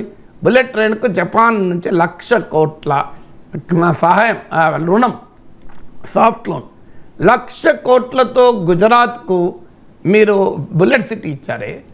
మేమేం అడుగుతున్నాం? హైదరాబాద్ మెట్రో 3rd ఫేజ్కు విస్తరణకు డబ్బులు ఇవ్వండి అని అడుగుతున్నాం. మీరు 1,00,000 కోట్లతో గుజరాత్లో బుల్లెట్ ట్రైన్ పెట్టగలిగేటప్పుడు మా విశాఖపట్నం మెట్రోకు సహకరించండి, మా విజయవాడ మెట్రోకు సహకరించండి అడుగుతున్నాం. ఇది నేరమా? ఎందుకు ఇవ్వకూడదు? ఇప్పుడు హైదరాబాద్లో ఆర్బిట్రేషన్ ట్రిబ్యునల్ పెడితే వెంటనే గుజరాత్లో ఇంకోటి పెట్టారు. హైదరాబాద్లో ఆయుష్ సెంటర్ పెడతామని చెప్పి WHO Ayush centre Kishan Reddy announce చేసిన తర్వాత అది గుజరాత్లో జామ్నగర్కి ఎక్కడికి వెళ్ళిపోయింది. కాజీపేటలో కోచ్ ఫ్యాక్టరీ తెలంగాణ ఎప్పటి నుంచో డిమాండ్ చేస్తే అది గుజరాత్కి వెళ్ళిపోయింది. ఆఖరికి డబుల్ ఇంజన్ సర్కార్ లేదు అని అనుకుందామంటే మహారాష్ట్రలో డబుల్ ఇంజన్ సర్కార్ ఉండగానే వేదాంత చిప్ ఫ్యాక్టరీ 1,50,000 కోట్ల ఇన్వెస్ట్మెంట్తో పెట్టాల్సిన ప్రాజెక్టు మహారాష్ట్రలో పెట్టడానికి పూణే సమీపంలో అంతా నిర్ణయం జరిగింది. దాన్ని తీసుకెళ్ళి గుజరాత్ పట్టుకెళ్ళారు. ఎందుకు పట్టుకెళ్ళారు? దానికి 33,000 కోట్ల కేంద్ర ప్రభుత్వ రాయితీలు ఉన్నాయి. మహారాష్ట్రలో పెడతామన్నంత కాలం కేంద్ర ప్రభుత్వం రాయితీలు అనౌన్స్ చేయలే. ఇక తప్పదై ఆ రాయితీల కోసం వేదాంత గుజరాత్కు వెళ్తామని ప్రకటించిన వారం రోజుల్లో 33,000 కోట్ల ఇన్సెంటివ్స్ ఇచ్చారు. మీరు కావాలంటే గూగుల్లో వేదాంత ప్రాజెక్ట్ గురించి చూడండి, మీకు వస్తుంది. నేను చెప్పేది అబద్ధమైతే. అంటే డెవలప్మెంట్ సర్కారే మహారాష్ట్రలో, మరి ఎక్కడ ఉన్నది కూడా. మరి ఎందుకు పెట్టలేదు? దీనికి ఆన్సర్ ఉండాలి కదా. అయ్యా, మహారాష్ట్రకి అన్యాయం చేసి గుజరాత్కు లాభం చేశారు కదా. పోనీ గుజరాత్కే ముందే వస్తుంది అనుకుంటే తప్పులేదు. గుజరాత్ కూడా ఈ భారతదేశంలో భాగం. కానీ మహారాష్ట్రలో పెడతామని డిసైడ్ అయ్యి చిప్ ఫ్యాక్టరీ, మామూలు ఫ్యాక్టరీ కూడా కాదు, మీరు దాన్ని గుజరాత్కి ఎందుకు తీసుకెళ్లారు? 33,000 కోట్ల రాయితీలు గుజరాత్కు వెళ్తాము అని ప్రకటించేంత వరకు కేంద్ర ప్రభుత్వం రాయితీలు ఇవ్వలే. గుజరాత్కు వెళ్తామన్నాక రాయితీలు ఇచ్చారు. సో ఇలాంటి ఉదాహరణలు మీకు కళ్ళ ముందు కనబడుతున్నాయి కదా. దీన్నే ఇప్పుడు రేవంత్ రెడ్డి ప్రశ్నించారు, తప్పేముంది?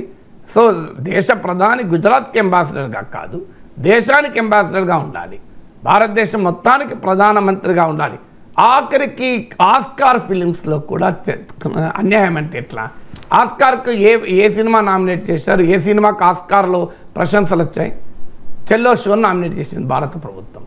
భారత ప్రభుత్వం నామినేట్ చేసింది కనుక RRRకు రాలే. ఎందుకంటే ఇండియన్ గవర్నమెంట్ సినిమాకి రావాలంటే అఫీషియల్ నామినేషన్ ఉండాలి.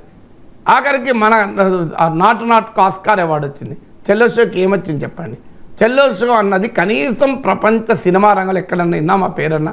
మరి భారత ప్రభుత్వం చెల్లో షో నామినేట్ చేసి మన RRR వదిలేస్తే RRR కష్టపడి ఆస్కార్ అవార్డు తెచ్చుకున్నది. ఆస్కార్ అవార్డులో కూడా గుజరాతే అంటే ఎట్లా? అన్యాయం కదా ఇది. ఆస్కార్ అవార్డులో కూడా మీకు పర్ఫార్మెన్స్ చూపెడుతుంది కదా. ఆస్కార్ను దున్నేసింది కదా. ఇంటర్నేషనల్ ఫిలిం ఫెస్టివల్స్లో ఎక్కడ చెల్లో షో పేరిన వాళ్ళే మనకు. మీరు కావాలంటే గూగుల్లో కొట్టండి, awards for Chhello Show, awards for RRR కొట్టండి, మీకు కంపారిజన్ తెలుస్తుంది. మరి భారత ప్రభుత్వం RRRని ఎందుకు రికమెండ్ చేయదు? ఎందుకు చెల్లో షోని రికమెండ్ చేస్తుంది? ఇది నేను ఆరోపిస్తలేను, ఇది రియాలిటా కాదా? International award, film award for RRR, film award for Chhello Show అని కొట్టండి. ఎక్కడైనా చెల్లో షోకి ఎన్ని అవార్డులు వచ్చాయి, RRRకి ఎన్ని అవార్డులు తెలుస్తాయి. మరి అలాంటప్పుడు చెల్లో షో ఎందుకు అఫీషియల్ ఎంట్రీ అయింది? ఎందుకు RRR కాలేదు? అంటే ఇలా ఈ ప్రశ్నలు ఎందుకు అడుగుతున్నారంటే, prime minister is the prime minister for the country. గుజరాత్కు 25 మంది ఎంపీలు ఇస్తే తెలంగాణ 8 మంది ఎంపీలు ఇచ్చింది. తెలంగాణ ఇవ్వలేదు ఎంపీలని. సో మరి ఎందుకు మాకు చెయ్యరు అని అడుగుతున్నాను. దీనికి ఆన్సర్ ఉండాలి కదా. ఎందుకు హైదరాబాద్కి ఐఏఎం ఇవ్వరు? దేశంలో అనేక చోట్ల ఇండియన్ ఇన్స్టిట్యూట్ మేనేజ్మెంట్ ఇచ్చారు కదా. హైదరాబాద్లో మీకు మల్కాజ్గిరి సీట్ బీజేపీకి వచ్చింది, సికింద్రాబాద్ సీట్ బీజేపీకి వచ్చింది. ప్రపంచంలో యూ నేమ్ ఎనీ మల్టీనేషనల్, నీకు టాప్ గూగుల్, యాపిల్, మైక్రోసాఫ్ట్, మీకు ఏ టాప్ కంపెనీస్ అన్నది తీయండి, మీకు హైదరాబాద్లో దానికి ప్లేస్ ఉంటుంది. అమెరికా తర్వాత అతిపెద్ద క్యాంపస్లు హైదరాబాద్లోనే ఉన్నాయి. మరి అలాంటి హైదరాబాద్లో ఇన్స్టిట్యూట్ మేనేజ్మెంట్ ఉండకూడదా? హైదరాబాద్ని మించినటువంటి గ్లోబల్ క్యాపిటల్ ఇన్వెస్ట్మెంట్ సెంటర్ ఎన్ని ఉన్నాయి దేశంలో? మరి ఐఏఎం మీరు ఎక్కడో చిన్న చిన్న స్టేట్లలో పెడతారు, రాంచీలో పెడతారు, ఇంకో చోట చిన్న చోట్లలో పెడతారు, డెహ్రాడూన్లో ఉన్నట్టుంది. హైదరాబాద్లో ఉండదు ఐఏఎం. నేను ఇది ఎమ్మెల్సీగా ఉన్నప్పటి నుంచి డిమాండ్ చేస్తున్నాను. ఎందుకు హైదరాబాద్లో ఐఏఎం ఉండదు? నేషనల్ ఇన్స్టిట్యూట్ ఆఫ్ డిజైన్స్ అహ్మదాబాద్లో ఉంటుంది, హైదరాబాద్లో ఎందుకు ఉండదు? ఐఏఎం మీకు అహ్మదాబాద్లో ఉంటుంది, హైదరాబాద్లో ఎందుకు ఉండదు? హైదరాబాద్ ఏ రకంగా అహ్మదాబాద్తో పోలిస్తే ఈ ఐఏఎంకు ఎలిజిబుల్ కాదో నాకు చెప్పండి ప్లీజ్. బీజేపీ నాయకులను రిక్వెస్ట్ చేసేదంటే అహ్మదాబాద్తో పోలిస్తే హైదరాబాద్ ఎందుకు ఐఏఎం రావడానికి ఎలిజిబుల్ కాదో చెప్పండి. మేమేమడుగుతున్నాం? మీ ఎంపీల్ని గెలిపించుకున్న సిటీ కదా. హైదరాబాద్లో నుంచి 2 ఎంపీలు వచ్చారు కదా. మా కరీంనగర్లో ఎందుకు IIIT ఇవ్వరని అడుగుతున్నాం. మా బండి సంజయ్ రిప్రజెంట్ చేసే సీట్ కదా. దీనికి ఎందుకు IIIT ఇవ్వరు? దేశమంతటా ఇస్తారు, ఎందుకు ఇవ్వరు కరీంనగర్లో ఒక IIIT? దీనికి ఆన్సర్ ఉండాలి కదా అని అడుగుతున్నాం. సో అందువల్ల ఎక్కడ అడుగుతున్నామంటే, మీరు తెలంగాణకు ఒక్క జాతీయ ప్రాజెక్ట్ హోదా ఎందుకు ఇవ్వరు? పక్కన ఎగువన కర్ణాటకలో బీజేపీ ప్రభుత్వం ఉన్న సమయంలో అప్పర్తంగా అనుకుంటా ఆ ప్రాజెక్టుకు, అంటే తెలంగాణకు అన్యాయం చేసే ప్రాజెక్టుకు జాతీయ హోదా ఇచ్చారు. మరి తెలంగాణలో ఒక్క ప్రాజెక్ట్ ఎందుకు ఇయ్యారు జాతీయ హోదా? ఆంధ్రప్రదేశ్ కంటే పోలవరం విభజన చట్టం ద్వారా వచ్చింది. రాష్ట్రానికి ఒక జాతీయ ప్రాజెక్టు ఉండదా? తెలంగాణ భారతదేశ ఎకానమీకి కంట్రిబ్యూట్ చేయడం లేదా? ఎందుకు ఎవరు? మీకు information technology investment region UPA ప్రభుత్వం ఇచ్చింది, అద్భుతమైన ప్రాజెక్ట్, 2 లక్షల కోట్ల పెట్టుబడులు తీసుకొచ్చే ప్రాజెక్ట్. అది ఈవెన్ డాక్టర్ లక్ష్మణ్ ఆ రోజు బీజేపీ రాష్ట్ర అధ్యక్షుడిగా అప్పటి ఐటీ మంత్రి రవిశంకర్ ప్రసాద్ రిప్రజెంటేషన్ ఇచ్చాడు, మాకు ఇన్ఫర్మేషన్ టెక్నాలజీ ఇన్వెస్ట్మెంట్ రీజన్ ఇవ్వండి అని. మీరు గూగుల్లో కొట్టండి వస్తుంది, doctor Lakshman representation on information technology investment region to union IT minister Ravishankar Prasad అని వస్తుంది. డాక్టర్ లక్ష్మణ్ అడిగాడు, మేము అడిగింది కాదు కదా, మరి అది ఎందుకు రద్దు చేశారు? అంతకన్నా వేరే మంచి ప్రాజెక్ట్ ఇస్తామన్నారు, ఏమిచ్చారు చెప్పండి? 2 లక్షల కోట్ల పెట్టుబడి హైదరాబాద్కు ఒక మణిహారంగా ఉండేది, దాన్ని ఎందుకు రద్దు చేశారు? సో ఈ ప్రశ్న తెలంగాణ ముఖ్యమంత్రిగా రేవంత్ రెడ్డి అడిగితే అడగాల్సిన ప్రశ్నలే కదా. ఆంధ్రప్రదేశ్ ముఖ్యమంత్రి అన్ఫార్చునేట్లీ బీజేపీతో కలిసి ఉండడం వల్ల ప్రత్యేక హోదా గురించి మాట్లాడలేదు రిపబ్లిక్ కాంక్లేవ్లో.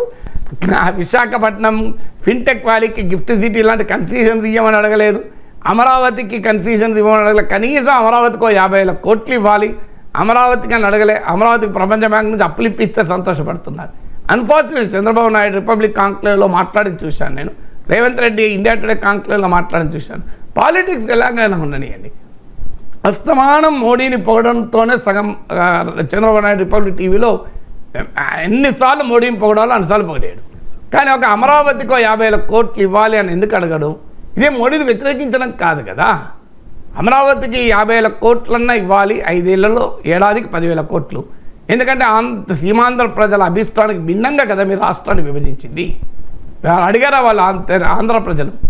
అడగకపోయినా మీరు విభజించారు పార్లమెంట్లో చట్టం చేసి. ఓ రాజధాని లేదు, హైదరాబాద్ లాంటి ఒక వైబ్రెంట్ క్యాపిటల్ కోల్పోయారు.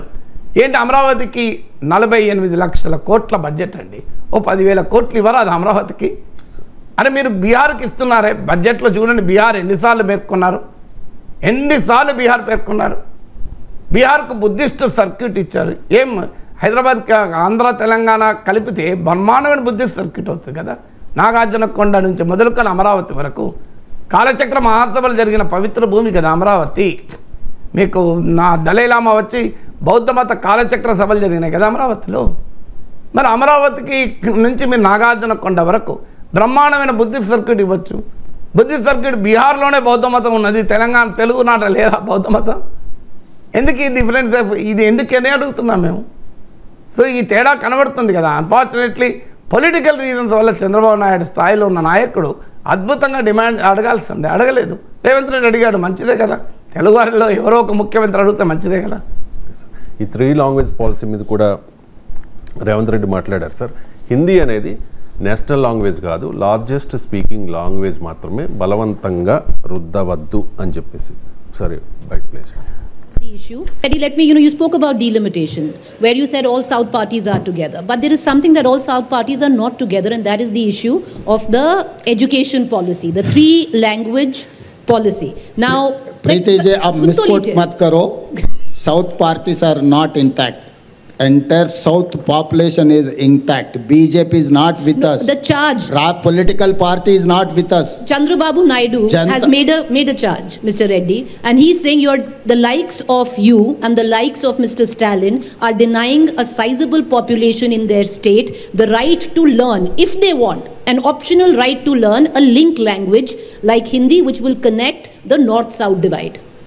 तो कोई भाषा सीखने के लिए कोई ज़बरदस्ती करने का ज़रूरी नहीं है. कॉलेज में आपको ऑप्शनल लैंग्वेज फ्रेंच भी था, जर्मन था, संस्कृत था. So अगर आप सीखना है तो कोई भी सीख सकता है. Hindi is largest speaking language. This is not national language. You try to understand my point. The largest speaking language is Hindi, followed by Telugu, followed by Bengal. तो हिंदी के लिए इतना कोशिश कर रहा है मोदी जी या नहीं तो भारतीय जनता पार्टी. तेलुगु के लिए आप क्या फैसिलिटी दिए? सिविल एग्जाम्स में तेलुगु लैंग्वेज पूरा निकाल दे. Hindustan largest speaking language is Hindi, second largest speaking language is Telugu, third largest speaking language is Bengal. तो आप खाली हिंदी पकड़ कर हमारे सर पे डालने के लिए जो నా క్వశ్చన్ ఏంటంటే, కాంగ్రెస్ నేషనల్ పార్టీ కదా సార్, గతంలో కూడా మీరు ఒకసారి రేస్ చేశారు. సో హిందీకి ఎగెనిస్ట్గా కాంగ్రెస్ పాలిత ముఖ్యమంత్రి మాట్లాడితే అది మాట్లాడండి వ్యతిరేకంగా నేషనల్ లాంగ్వేజ్ కాదంటూ హిందీకి వ్యతిరేకంగా ఎక్కడ మాట్లాడండి? మీరు అర్థం చేసుకోవడంలో తప్పు కదా అది. అని హిందీ వద్దన్నాడా? హిందీ బలవంతంగా రుద్దకూడదు అన్నాడు. హిందీ ఒకటే నేషనల్ లాంగ్వేజ్. మీరు చెప్పండి, రాజ్యాంగం చదవండి. ఎవరు చెప్పారండి హిందీ ఒకటే నేషనల్ లాంగ్వేజ్ అని? మీరు కాన్స్టిట్యూషన్ చూడండి ఒక్కసారి, constitution of India languages in the schedule అని కొట్టండి, వస్తుంది గూగుల్లో. ఇప్పుడు హిందీ ఒక్కటే నేషనల్ లాంగ్వేజ్ అని ఎవరు చెప్పారు? హిందీ, తెలుగు, తమిళ్, కన్నడ, మలయాళం ఇవన్నీ నేషనల్ లాంగ్వేజెసే యాజ్ పర్ ద కాన్స్టిట్యూషన్. మీరు రాజ్యాంగం ప్రకారం మాట్లాడాలి తప్ప నీ ఇష్టమైనట్టు మాట్లాడతారు ఎట్లా? ఎవరైనా చెప్పారా హిందీ ఒకటే నేషనల్ లాంగ్వేజ్ అని? భారత రాజ్యాంగంలో లేదండి. రాజ్యాంగం అనేక భాషల్ని గుర్తించింది కదా. ఇదే రేవంత్ రెడ్డి చెప్పినా ఎవరు చెప్పినా అదే చెప్తున్నారు కదా. హిందీ నేర్చుకోవడానికి ఎవరు అబ్జెక్షన్ చెప్పడం లేదు. డెఫినెట్గా మీరు అన్నట్లు హిందీ బ్యాన్ చేయాలి అంటే తప్పు. ఈవెన్ తమిళనాడులో కూడా హిందీ ఉంటుందండి. రాంగ్ ఇది నోషన్. తమిళనాడు ప్రైవేట్ స్కూళ్ళలో హిందీ బోధిస్తారు. తమిళనాడులో ఉన్న సెంట్రల్ స్కూల్స్లో హిందీ బోధిస్తారు. తమిళనాడులో ఉన్న గవర్నమెంట్ స్కూళ్ళలో మాత్రం తమిళ్ అండ్ ఇంగ్లీష్ నేర్పుతారు. ఏమైనా నేర్చుకోవాలనుకుంటే హిందీ నేర్చుకోవచ్చు. హిందీ ఉన్నదండి, ఏ భాషను నేర్చుకోవచ్చు. నేను కూడా యూనివర్సిటీలో చదువుకున్న రోజుల్లో ఫ్రెంచ్ నేర్చుకోవడానికి వెళ్ళాను. ఒకటే రోజు వెళ్ళాను. బూజు మసియా, బూజు మదవన్ 2 నేర్చుకున్నా. Good morning sir, good morning madam అని. తర్వాత ఇక మళ్ళీ పోలే. నన్ను ఎవరు ఆపారు ఫ్రెంచ్ నేర్చుకోవడానికి? నేను పోయాను, నన్ను ఎవరు ఆపలేను. అంత నేను ఎందుకు ఆగాను? లాంగ్వేజ్ నేర్చుకోవడానికి ఎవరు వ్యతిరేకం కాదు. హిందీ భారతీయ భాష, దానికి ఎవరు ఎందుకు వ్యతిరేకిస్తారు హిందీని? మీకు నేను అడుగుతున్న క్వశ్చన్ ఒకటే. తమిళనాడులో మీరు హిందీ ఎందుకు లేదు? త్రిభాషా సూత్రం అంటారు. యూపీలో థర్డ్ లాంగ్వేజ్ ఎక్కడని చెప్పండి. బీహార్లో ఏ థర్డ్ లాంగ్వేజ్గా ఏ సౌత్ ఇండియన్ లాంగ్వేజ్ని మీరు ప్రోత్సహిస్తున్నారు చెప్పండి. హర్యానాలో థర్డ్ లాంగ్వేజ్గా ఏ సౌత్ ఇండియన్ లాంగ్వేజ్ ప్రోత్సహిస్తున్నారు చెప్పండి. తమిళనాడు చేద్దామని యూపీ చేస్తుంది కదా. వాళ్ళ 2 భాషలే చెప్పుకుంటున్నారు కదా. ఇంగ్లీష్ కూడా సరిగా చెప్పడం లేదు, ఒకటే భాష చెప్తున్నారు, హిందీ తప్ప. ఇది కదా అడిగేది. సో రేవంత్ రెడ్డి లో అన్నది కూడా ఏంటంటే Hindi is not a national language అన్నాడు. బహుశా అది పొరపాటున అని ఉంటాడు. Hindi is not the only national language. అది ఉద్దేశం, అది స్పిరిట్, అది ఆయన చెప్తున్నది. ఎందుకంటే ఆయన ఎగ్జాంపుల్ కూడా చెప్పాడు. 2nd largest language Telugu, 3rd largest language Bengali అని. Hindi is not the only national language. Hindi కూడా ఒక national language.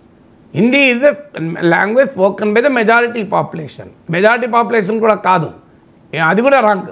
Hindi is the largest spoken language. Majority అంటే 50% కన్నా ఎక్కువ ప్రజలు మాట్లాడాలి. హిందీ 50% ఎక్కువ మాట్లాడరు, 40% మాట్లాడతారు హిందీ. హిందీలో కూడా అందరూ ఒకే హిందీ మాట్లాడరు. మీరు ఇప్పుడు లాలూ ప్రసాద్ యాదవ్ హిందీ చూడండి, మీకు అర్థమవుతుందా? ఒక్క పదం నాకు అర్థం కాదు. అదే అటల్ బిహారీ వాజ్పేయి హిందీ చూడండి, 90% అర్థమవుతుంది. తేడా ఉంది. అటల్ బిహారీ వాజ్పేయి హిందీనే మాట్లాడుతున్నాడు. అరవింద్ కేజ్రీవాల్ హిందీ అర్థమవుతుంది. లాలూ ప్రసాద్ యాదవ్ హిందీ ఎందుకు అర్థం కాదు? హిందీ అది బీహారీ యాక్సెంట్తో ఉన్న హిందీ. మీకు బీహారీ యాక్సెంట్తో ఉంటుంది. భాష అనేది ఎవాల్వ్ అవుతుంది. ఇప్పుడు హిందీలోనే మీకు అనేక రకాల డైలెక్ట్స్ ఉన్నాయి. కరీబోలి, భోజ్పురి, బ్రజ్భాషి, బుందేల్ఖండి, బిహారీ, రాజస్థానీ, పహాడీ, గరాలి, సంతాలి, ఈవెన్ మైథిలి కూడా ఒకప్పుడు హిందీ అనేవాళ్ళు, ఇప్పుడు దానికి ప్రత్యేక గుర్తింపు వచ్చింది. సో హిందీ అంతటా ఒకే రకంగా మాట్లాడరు. భోజ్పురి ఎంత అద్భుతమైన భాష, కానీ ఇవాళ హిందీ ఒక్కటే అనే పేరిట భోజ్పురి అదృశ్యమైపోతుంది. ఏం భోజ్పురి డైలెక్ట్ ఎందుకు ఉండకూడదు? ప్రతి భాషను గౌరవించాలి. సమస్య ఎక్కడ వస్తుందంటే ఒక భాష పైన మరో భాష పైన రుద్దితే సమస్య వస్తుంది. ఇప్పుడు రేవంత్ రెడ్డి కూడా ఏమంటాడు? ఆ జబర్దస్తీసే బలవంతాన హిందీ రుద్దకూడదు అంటున్నారు. దీనిలో తప్పేంటండి? ఇది రేవంత్ రెడ్డి, రాహుల్ గాంధీ కూడా అదే చెప్తాడు కదా. చిదంబరం ఆర్టికల్ రాశారు ఫైనాన్షియల్ ఎక్స్ప్రెస్లో, మీరు చదవండి. చిదంబరం ఇన్ ఫైనాన్షియల్ ఎక్స్ప్రెస్ కొట్టండి. చిదంబరం కేంద్ర హోంమంత్రిగా పనిచేశాడు కదా. సో ఆయన కాంగ్రెస్ నాయకుడే కదా. రేవంత్ రెడ్డి ఒక్కడే మాట్లాడతలేరు, ఎవరైనా అదే మాట్లాడతారు. సింపుల్ క్వశ్చన్ ఏంటంటే అదంతా ఎందుకండి? మీకు భయ్యాజీ జోషి ఆర్ఎస్ఎస్లో టాప్ లీడర్ కదా. నిన్న కాక మొన్న ముంబైలో మరాఠీ నేర్చుకోవాలని కంపల్సరీ కాదు అన్నాడు. దేవేంద్ర ఫడ్నవీస్, అది పెద్ద పొలిటికల్ ఇష్యూ అయితే దేవేంద్ర ఫడ్నవీస్ క్లారిటీ ఇచ్చాడు, మరాఠీ నేర్చుకోవాల్సిందే ముంబైలో ఉన్న వాళ్ళని. ఎందుకంటే ముంబైలో ఆయన ఎగ్జాంపుల్ ఇచ్చాడు. ఒక ప్రాంతంలో హిందీ మాట్లాడతారు, ఒక ప్రాంతంలో గుజరాతీ మాట్లాడతారని ఆర్ఎస్ఎస్ నాయకుడు చెప్తున్నాడండి. మనం జనగణమన పాడుకుంటాం, హిందీ హిందీ అని పాడుతామా? ఏమో పంజాబ్, సింధ్, మరాఠీ, గుజరాత్, ద్రావిడ, ఉత్కల, వంగ, వింధ్య, హిమాచల, యమునా, గంగా అని పాడుతుంది తప్ప హిందీ గంగా అని పాడం కదా. హిందీ ఒకటే పాడుతున్నామా? అసలు జాతీయ గీతం హిందీలో ఉందా నాకు చెప్పండి. జాతీయ గీతం ఏ భాష అండి? బెంగాలీ కదా. మరి బెంగాలీ భాషలో జాతీయ గీతం పాడుతున్నాం, హిందీలో పాడతలేం కదా. మరి హిందీ ఒక్కటే జాతీయ భాష అయితే జాతీయ గీతం హిందీలో ఉండాలి కదా. హిందీలో ఎందుకు లేదు జాతీయ గీతం? జనగణమన జనాయక జయ హే భారత భాగ్య విధాత, ఇది హిందీనా? ఇది హిందీ కాదు కదా. మరి హిందీ జాతీయ భాష అయితే జాతీయ గీతం హిందీలో ఉండాలా లేదా? జాతీయ గీతమే ఇంకో భాషలో ఉంది కదా. ఎవరు చెప్పారు ఇది? అందువల్ల భాష వేరు. మొత్తం మీకు హిందీ పట్ల గౌరవం. బాలీవుడ్ సినిమాలు చూడడం లేదు ఎవరు? సంతోషంగా అందరం చూస్తున్నాం కదా. సినిమా ఇప్పుడు ఈ ఆర్టిఫిషియల్ ఇంటెలిజెన్స్ యుగంలో అసలు language is not a barrier. Pushpa నీకు అన్ని భాషల్లో రాలేదా? RRR అన్ని భాషల్లో రాలేదా? ఓటీటీలో మన తెలుగు సినిమాలు చూస్తలేరా నార్త్లో? ఇంకా భాష గురించి ఇదేంటి సమస్య ఎక్కడ వచ్చింది? హిందీ మాత్రమే నేర్చుకోవాలి, హిందీ తప్పనిసరిగా నేర్చుకోవాలంటే క్వశ్చన్. మీరు ప్రపంచంలో అనేక పరిశోధనలు ఉన్నాయి, భారతదేశంలో కూడా. ఏ పరిశోధన అయినా చూపండి, లాంగ్వేజ్ బర్డన్ పెరిగితే మ్యాథమెటిక్స్ సైన్స్ తగ్గుతుంది. నేను ఇప్పుడు హిందీ నేర్చుకున్నాను స్కూల్లో, నాకు హిందీ దేనికి ఉపయోగపడదు చెప్పండి? అవసరం వస్తే హిందీ ఎవరైనా నేర్చుకుంటారు. హిందీ ఏమున్నది? నువ్వు తమిళనాడులో పని చేయాలంటే తమిళ్ నేర్చుకోరా. ఇక్కడ ఐఏఎస్ అధికారులు నాన్ తెలుగు వాళ్ళు ఉన్నారు, వాళ్ళు తెలుగు మాట్లాడుతులేరా? నాన్ తెలుగు వాళ్ళు. Charles Philip Brown, CP Brown British అధికారిగా వచ్చి తెలుగు నేర్చుకొని వేమన పద్యాలను వెలికి తీసి, సిపి బ్రౌన్ డిక్షనరీ ఉంది English to Telugu. CP Brown కదా ఆయన ఏమన్నా చార్లెస్ ఫిలిప్ బ్రౌన్ తెలుగువాడు కాదు కదా. తెలుగు నేర్చుకుని తెలుగులో ఏకంగా సిపి బ్రౌన్ డిక్షనరీ. ఇలా మీకు తెలుగులో ఆథెంటిక్ డిక్షనరీలో శంకర్ నారాయణ డిక్షనరీ లాగానే CP Brown dictionary authentic dictionary English Telugu. CP brown తెలుగువాడు కాదు కదా, ఇంగ్లీష్ వాడు కదా. సో అందువల్ల భాష మీద ప్రేమ ఉంటే ఎవరైనా భాష నేర్చుకోవచ్చు, దానికేం అభ్యంతరం. మీకు కెనడాలో ఫ్రెంచ్ భాషకు విలువ లేదా? ఒక రాష్ట్రంలో అయితే ఫ్రెంచే టాప్ హైయెస్ట్. మల్టీలింగ్వలిజం అనేది ప్రపంచవ్యాప్తంగా రెస్పెక్ట్, లాంగ్వేజ్ ప్లూరాలిటీ రెస్పెక్ట్ చేయాలి. ఎక్కడ సమస్య వస్తుంది? అమిత్ షా దేశ హోంమంత్రి అంటాడు హిందీ భారత్ కా ఆత్మ హై అంటాడు. ఎవరు చెప్పారు ఇది? రాజ్యాంగంలో ఉందా? రాజ్యాంగంలో భారతీయ ఆత్మ అంటే ఎవరు అంటే అన్ని భాషలు చెప్పారు. రాజ్యాంగం గుర్తించిన లాంగ్వేజెస్. మీరు గూగుల్లో కొట్టండి లాంగ్వేజెస్ ఇన్ ద కాన్స్టిట్యూషన్ అని వస్తుంది. 22. మరి 22 లాంగ్వేజ్లు ఉన్నాయి. హిందీ ఎక్కడ ఉందని మీరు చెప్పారు. మీరు రేవంత్ రెడ్డి జాతీయ కాంగ్రెస్ నాయకుడై కూడా ఇలా ఎలా మాట్లాడతారన్న క్వశ్చన్ ఎక్కడి నుంచి వస్తుంది చెప్పండి నాకు. 22 లాంగ్వేజ్ మీరే చెప్తున్నారు, నేను వెరిఫై చేయలే కానీ మీరు వెరిఫై చేసి చెప్తున్నారు కదా. 22 లాంగ్వేజెస్ అండి, ఇది నేషనల్ లాంగ్వేజ్. హిందీ ఒకటే కాదు. మరి హిందీ భారతీయ ఆత్మ ఎట్లయితుంది? భారతీయ ఆత్మ అంటే మా దేవుడు తెలుగు ప్రేతాత్మ అవుతుందా? భారతదేశంలో ఆత్మ ఒకటే ఉంటుంది, రెండు ఆత్మలు ఉండవు కదా. సోల్ అనేది ఒకటే కదా. నాగేశ్వర్ అనే శరీరంలో ఒకే ఆత్మ ఉంటుంది కదా. ఆత్మ శాశ్వతం, శరీరం అశాశ్వతం, ఇది భగవద్గీత చెప్పింది. అంటే హిందీ శాశ్వతము, మిగతా భాషలు అశాశ్వతమా? నా చెప్పండి. హిందీ ఆత్మ అయితే భారతీయ భాషలు మిగతా భాషలకు ఎక్కడ? అంటే మేము దేహమా? అంటే దేహం అశాశ్వతం. శ్రీకృష్ణ పరమాత్మ చెప్పాడు కదా, ఆత్మకు మరణం ఉండదు. అంటే హిందీ శాశ్వతము, భారతీయ ఇతర భాషలన్నీ అశాశ్వతము. ఈ విధానమే తప్పంటున్నాం. మీరు హిందీని శాశ్వతం చేసి మిగతా భారతీయ భాషల్ని అశాశ్వతం చేస్తున్నారే, దాన్నే తప్పంటున్నాం. మిగతా ఇండియన్ లాంగ్వేజ్ అన్నీ ఉండకూడదా? మీరు అమిత్ షా చెప్పి నేను చెప్పింది కదా, భారతీయ ఆత్మ హిందీ అన్నాడు కదా. అంటే ఆత్మ హిందీ అయితే ఇతర భాషలు తెలుగు, తమిళ, కన్నడ శరీరం అవుతుంది, దేహం అవుతుంది, అంతే కదా. ఇక ఆత్మ దేహం తప్ప ఇంకా రెండే ఉంటాయి, ఇక వేరే ఉన్నాయి కదా. అంటే దేహం శాశ్వతం కాదు, అంటే భారతీయ భాషలన్నీ శాశ్వతం కాదు, హిందీ ఒక్కటే శాశ్వతం. ఈ విధానం తప్పంటున్నాం. ఇక లింక్ లాంగ్వేజ్ ఏంటి? ఇద్దరు తమిళులు మాట్లాడితే తమిళే లింక్ లాంగ్వేజ్. తమిళ్ మలయాళం మాట్లాడితే వాళ్ళ భాషలో మాట్లాడుకుంటారు. షేక్ హసీనా, మమతా బెనర్జీ మాట్లాడుకుంటే ఏ భాషలో మాట్లాడుకున్నారు? హిందీలో మాట్లాడుకున్నారు, ఇంగ్లీష్లో మాట్లాడుకున్నారు, బెంగాలీలో మాట్లాడుకున్నారు. అందుకని మీకు నవాజ్ షరీఫ్ మన పంజాబ్ ముఖ్యమంత్రి కలిశారు అనుకోండి, పంజాబీలో మాట్లాడుకుంటారు. నవాజ్ షరీఫ్ పంజాబీ కదా. సో అంటే మోడీ అమిత్ షా కలిస్తే ఏ భాషలో మాట్లాడుకుంటారండి? మోడీ అమిత్ షా కలిస్తే నీకు ఎక్కడ హిందీలో మాట్లాడుకున్నారా? గుజరాతీలో మాట్లాడుకుంటారు కదా. మరి మోడీ అమిత్ షా లింక్ లాంగ్వేజ్ హిందీ కనుక హిందీలో మాట్లాడుకోవాలి అని కండిషన్ చేయగలమా? ఇద్దరు వ్యక్తులు వాళ్ళకు వచ్చిన భాషలో మాట్లాడుకుంటారు. మోడీ ట్రంప్ మాట్లాడుకోలేదా? ట్రంప్కి హిందీ వచ్చా? మరి మోడీ ట్రంప్ బాగానే మాట్లాడుకున్నారు కదా, బ్రహ్మాండంగా మాట్లాడుకున్నారు. మోడీ జింపింగ్ ఏ భాషలో మాట్లాడుకున్నారండి? హిందీలో మాట్లాడుకున్నారా? మరి మోడీ జింపింగ్ మంచి స్నేహితులే కదా, మోడీ ట్రంప్ మంచి స్నేహితులే కదా. మోడీ దాదాపు అనేక దేశాలకు వెళ్ళాడు, యూఏఈ వెళ్ళాడు, యునైటెడ్ అరబ్ ఎమిరేట్స్ రాజుతో మోడీ హిందీలో మాట్లాడిండా? వాళ్ళిద్దరు హిందీలో మాట్లాడుకున్నారా? నాకు అర్థం కాలేదు. మోడీ జపాన్ వెళ్ళాడు, జపనీస్ భాషలో మాట్లాడుకున్నారా, హిందీలో మాట్లాడుకున్నారా? ఇద్దరు ఎవరి భాషలో వాళ్ళు మాట్లాడుకున్నారు కదా. సో మరి ఇంత ప్రపంచం అంతా కనబడుతుంటే హిందీ రుద్దుతా అంటే వ్యతిరేకించడం తప్పేలా అవుతుంది? హిందీ భాషకు ఎవరు వ్యతిరేకం కాదు. హిందీ భాషను బలవంతంగా రుద్దడాన్ని తెలంగాణ ముఖ్యమంత్రి వ్యతిరేకిస్తాడు, తమిళనాడు ముఖ్యమంత్రి వ్యతిరేకిస్తాడు. ప్రజలు వ్యతిరేకం కదా. హిందీని బలవంతంగా రుద్దడం ఎందుకు? హిందీ చాలా గొప్ప భాష కాదని ఎవరంటూ అన్నారండి. హిందీ పట్ల భారతీయులుగా హిందీ పట్ల మన గౌరవం. ఆ మాటకైతే ఏ భాష పట్ల కూడా వ్యతిరేకత ఎందుకు ఉండాలి? భాష ఆయా ప్రాంతాల సంస్కృతికి సింబల్, అది నేరం కాదు కదా. మా తెలుగు భాషను మీరు తక్కువ చేయకండి అంటున్నాం. ఇలా తప్పే ఉన్నది. తెలుగు అద్భుతమైన భాష కదా. ఎంత తెలుగులో ఉన్నంత గొప్పతనం మీకు ఏ భాషలో ఉంది?